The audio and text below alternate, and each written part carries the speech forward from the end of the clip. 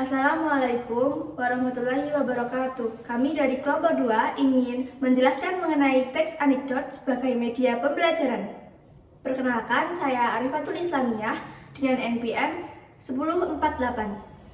Perkenalkan, nama saya Hilda Harunisa dengan NPM 1008. Perkenalkan, nama saya Husna Inayatul Azhar dengan NPM 1002. Perkenalkan, nama saya Zara Safadila dengan NPM 1052. Saya Esti Nuraini dengan NPM 1056. Terima kasih. Selamat menyaksikan. Pengertian dari teks anekdot. Sederhananya, anekdot adalah cerita yang berisi rangkaian kalimat-kalimat lucu. Tapi, tidak semua cerita lucu bisa dikategorikan sebagai anekdot. Berdasarkan Kamus Besar Bahasa Indonesia atau KBBI, teks anekdot adalah cerita singkat yang menarik karena lucu dan menghibur. Biasanya, teks anekdot menceritakan orang penting atau orang terkenal dan berdasarkan kejadian sebenarnya. Jadi, teks anekdot tidak hanya sembarang cerita lucu saja ya, melainkan berdasarkan kejadian nyata juga. Selain itu, teks anekdot juga membicarakan topik secara spesifik dan kadangkala dibuat berdasarkan pengalaman pribadi. 1. Pertanyaan restoris. Pertanyaan restoris adalah pertanyaan yang bisa dijawab oleh penanya itu sendiri. Pertanyaan ini biasanya digunakan untuk menyindir, memberi dukungan, nasihat, dan juga pesan dengan cara yang halus. 2. Maca sindiran. Maca sindiran digunakan untuk menyampaikan pesan dan makna kepada pembaca. Ada 3 jenis maca, yaitu yang pertama, ironi atau gaya bahasa yang melukiskan maksud dengan mengatakan kebalikan dari keadaan sebenarnya. Yang kedua, sinisme atau gaya bahasa berupa ejekan menggunakan kata-kata kasar yang disampaikan langsung setulus hati. Dan yang ketiga, sarkasme atau gaya sindiran yang paling keras dan terang-terangan. Lalu yang ketiga ada kata kerja material.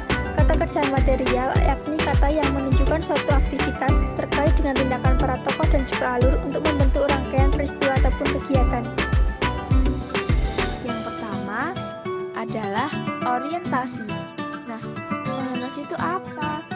Orientasi adalah bagian anekdot yang berisi pengenalan kondisi atau karakter tokoh, penggambaran hal-hal terkait dengan apa, kapan, di mana, siapa, mengapa, bagaimana, dan gambaran tentang masalah yang akan dihadapi oleh tokoh. Jadi, pada orientasi ini merupakan bagian yang berisi tentang pengenalan apa yang ingin disampaikan pada teks anekdot tersebut. Kemudian yang kedua yaitu komplikasi. Komplikasi berisi apa aja sih? Jadi komplikasi itu berisi masalah yang dihadapi tokoh. Pada bagian ini penulis menyampaikan puncak cerita yang mengundang tawa sekaligus kritikan terhadap topik yang diangkat. Bagian ini disebut juga dengan krisis atau reaksi. Krisis atau komplikasi merupakan bagian yang berisi kekonyolan yang menggelitik dan mengundang tawa. Tanggapan atau respons yang atas krisis yang dinyatakan sebelumnya disebut dengan reaksi, sehingga reaksi dapat berupa sikap mencela atau menertawakan. Nah, pada bagian komplikasi ini terdapat puncak cerita dan juga berisi kekonyolan atau sindiran yang mengundang tawa, dan terdapat tanggapan atau respon atas krisis tersebut. Yang terakhir yaitu evaluasi. Evaluasi berisi komentar terhadap isi pesan dari fenomena yang telah diceritakan. Bagian ini disebut juga sebagai koda. Namun, ada beberapa bagian pilihan di mana biasanya evaluasi sering ada ataupun tidak ada. Nah, itu dia teman-teman struktur teks anekdot. Salah satu contoh teks anekdot di kehidupan sehari-hari adalah lawakan tunggal atau stand up comedy. Kalian pasti sudah sering sekali melihat lawakan tunggal yang ada di televisi maupun di internet. Ketika si komika atau orang yang melakukan lawakan tunggal itu biasanya akan menyampaikan kritik-kritik terhadap fenomena sosial atau terhadap seseorang, namun dibalut dengan kelucuan-kelucuan. Kita akan bisa tertawa bersama-sama, padahal hal yang kita sampaikan itu merupakan sebuah kritikan. Selain stand up komedi atau lawakan tunggal, kalian juga mungkin pernah menonton program televisi yaitu Lapor Pak. Di dalam program televisi tersebut ada Mbak Kiki Saputri, Wendy Cakur, Andre Taulani, dan lain-lain. Di dalam situasi komedi itu, mereka seringkali merosting. Nah, apa itu roasting? Jadi, roasting itu adalah bahasa gaul ketika seseorang dalam situasi komedi itu diolok-olok. Nah, tapi diolok-olok di sini itu bukan bernada negatif seperti bullying ya, sangat berbeda jauh. Kalau bullying kan kita benar-benar ingin menyakiti hati seseorang, tapi kalau roasting di sini karena sudah dalam situasi komedi, jadi orang yang di roasting tersebut sudah tahu bagaimana batasan-batasannya. Yang merosting juga tahu batasannya. Nah, ketika melakukan lawakan tersebut, mereka bercanda sambil juga mengkritik. Itu kan kita yang mendengarkan juga ikut tertawa juga bersama-sama. Luar juga ya.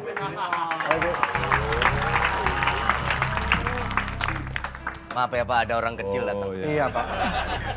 Loh. Gak bahaya tah? Kenapa? Kok mana berani bawa bapak itu ke sini? Loh kenapa? Dia ojol. Ojol? Kalau ojol biasa kan baunya bau matahari. Ini kan baunya mau nyari suara.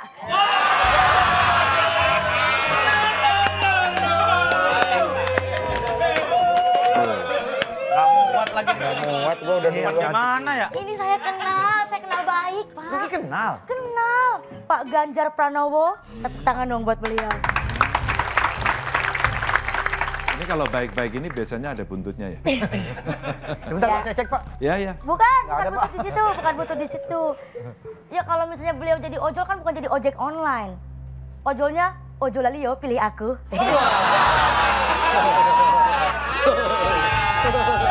Pak, justru saya mah sebel Pak kalau bintang tamunya pejabat kayak gini. Kenapa sih Ki? Lah kalau teman-teman mah enak bisa santai-santai. Setiap kali pejabat datang sini Pak, saya yang panik. Setiap malam saya sibuk cari materi roasting yang menarik. Tujuannya kan cuma satu, biar pejabatnya nggak bisa berkutik.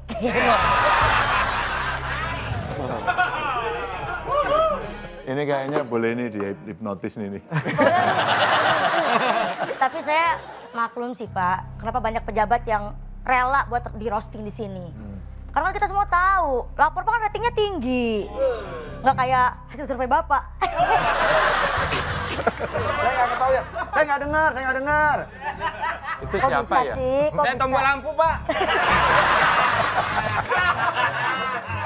Dinyalain dong. Dan saya tuh lihat di beberapa sosmed tuh Bapak sering banget pakai baju ini Pak. Hitam putih. Saya baca artikel katanya tujuannya itu supaya ada maknanya. Maknanya adalah tegak lurus dan independen. Tapi kalau kata saya mah kayak wasit Smackdown.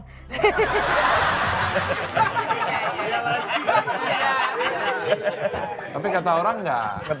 Iya kata orang kan kata Orang saya. itu pakai selimut katanya. Selimut rumah sakit ya. Si Bapak lucu aja nih. Iya cuman kalau maksud saya nih jujur aja saya kurang setuju sama baju ini Pak. Karena menurut saya ini tuh lebih cocok dipakai sama Mas Gibran. Oke. Tegak lurus hitam putih. Itu kan seperti zebra cross ya. Pas tuh. Apa itu? Mas Gibran kan lagi mau nyebrang.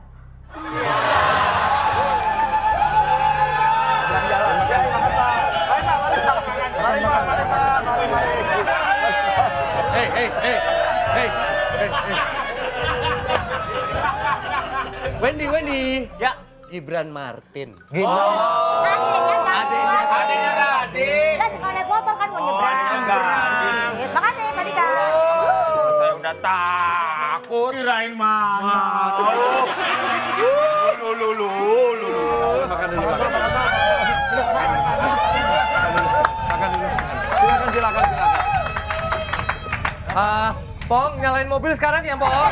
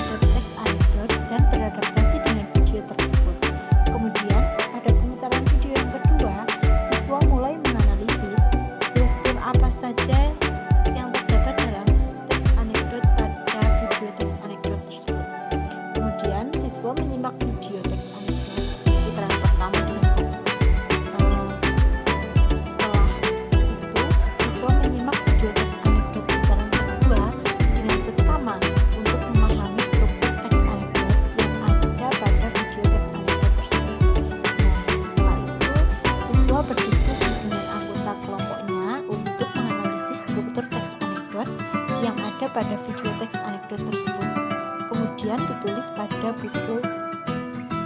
buku masing-masing. Nah, setelah itu siswa menganalisis struktur teks anekdot berdasarkan tabel yang sudah ditunjukkan oleh guru. Tadi kan guru sudah memberikan tabel ya, dan sudah menjelaskan juga. Nah, nanti itu siswa bisa menganalisis strukturnya berdasarkan tabel tersebut, sehingga siswa dapat membuat tabel yang sama di buku masing-masing. Terima kasih telah menyaksikan video media pembelajaran kita mengenai teks anekdot. Semoga materi yang kita sampaikan dapat bermanfaat